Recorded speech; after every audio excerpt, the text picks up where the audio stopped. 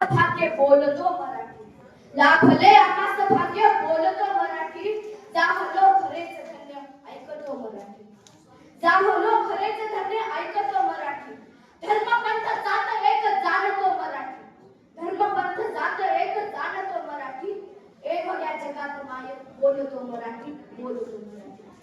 महाराष्ट्रासाठीच्या उच्च संस्कारांचा, शूरांच्या विचारांचा, शंभूच्या पराक्रमाचा, शाहूंच्या पूर्वक लढ्यांचा, बाबासाहेबांच्या लेखणीचा, अण्णाभाऊ साठे यांच्या लोकलचा वारसा, कष्टकरी शेतकऱ्यांचा, दिनदळी दुबळ्यांचा, 18 पगड जाती जमातींचा आणि 105 हुतात्म्यांचा, आणि दिल्लीच्या तख्तालाही काम करणाऱ्या माझ्या जगत 5 मावळ्यांचा माझा महाराष्ट्र, आणि याच महाराष्ट्राच्या मातृभूमीला आणि मातृभाषेला माझा मानाचा.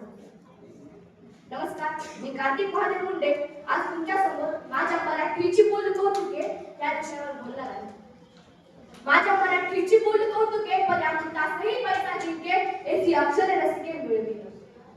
संत ज्ञानेश्वर महाराज आपल्या मराठी भाषेविषयी सांगताना असे म्हणतात की मी माझ्या मराठी भाषेचे काय कौतुक करू, कोणत्या शब्दात कौतुक करू, ती तर इतकी गोड आहे, ती इतकी मधुर आहे की ती अमृतालाही पैसे देऊ शकते.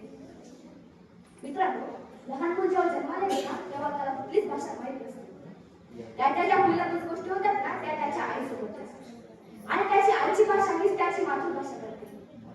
प्रत्येकाचे जीवन हे माता, मातृभूमी आणि मातृभाषा या 3 बिंदूला त्रिकोण असतो.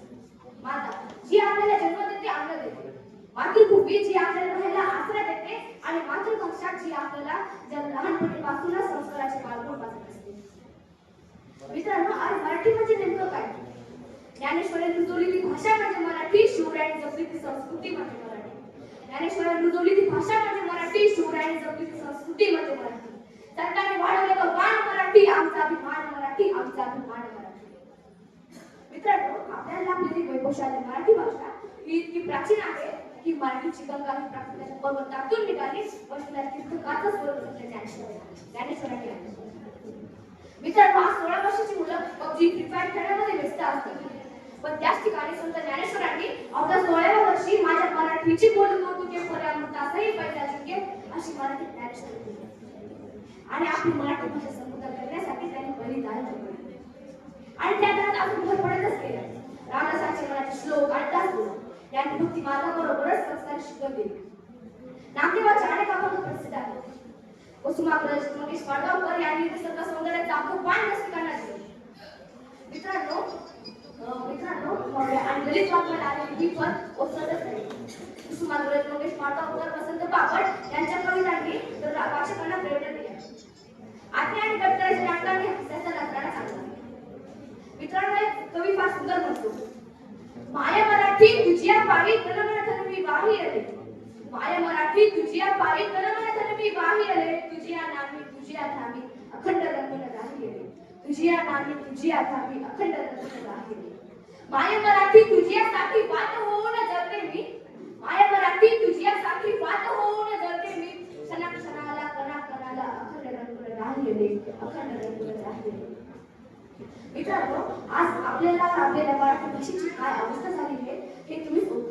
आजच्या विद्यार्थ्यांना शेक्सपियरचं नाटक सांग म्हटलं ना तर धडाधडा पोटा सारखं म्हणता येतं, पण एखाद्या आत्याच्या किंवा गडकरीच्या नाटकाचं नाव सांग म्हटलं ना ते विरुद्ध होतं. हीच आजची दुर्दैवाची गोष्ट आहे. आजच्या पिढीला मराठीतून शिक्षण घेणे हा मागासलेला वर्ग समजला जातो. अरे मी म्हणत नाही की तुम्ही इंग्रजी शिकू नका, मराठी शिका. ज्ञानाचा अर्थ गरजेने हा जरी इंग्रजी भाषेत असला तरी आपण तो भाषा शिकून सुद्धा समृद्ध होऊ शकतो हे आज रशिया आणि जपानसारख्या देशाने सिद्ध केले. म्हणून आज आपण आपली मराठी टिकवली पाहिजे, तिथे जपली पाहिजे. एक थोर चर्चित नेते असे म्हणतात की मी माझ्या मुलाला फक्त एका गोष्टीविषयी शिक्षा देईन, ती म्हणजे त्याला त्याची मातृभाषा करू यायला. म्हणून आज आपण आपली मराठी जपली पाहिजे, तिचं संवर्धन केलं पाहिजे. मित्रांनो, आज आपण जास्तीत जास्त मराठी पुस्तकांचे वाचन केले पाहिजे. कारण डॉक्टर बाबासाहेब आंबेडकर काय म्हणतात, लक्ष देऊन ऐका. कारण डॉक्टर बाबासाहेब आंबेडकर काय म्हणतात, नाचून मोठं होण्यापेक्षा वाचून मोठं व्हा. काय, नाचून मोठं होण्यापेक्षा वाचून मोठं व्हा. आपल्याकडे जर 2 नाणी असतील तर एका नाण्याची भाकर आणि दुसऱ्या नाण्याचं पुस्तक घे. कारण भाकर तुम्हाला जगवेल आणि पुस्तक कसं जगवायचं हे शिकवेल. मित्रांनो, आपल्याला आपल्या मराठीचा अभिमान असला पाहिजे. कारण मोडला तरी वागत नाही तो मराठी, कारण मोडला तरी वागत नाही तो मराठी, परस्त्रीला माता म्हणतो तो मराठी, जिजाऊंचे संस्कार तो मराठी.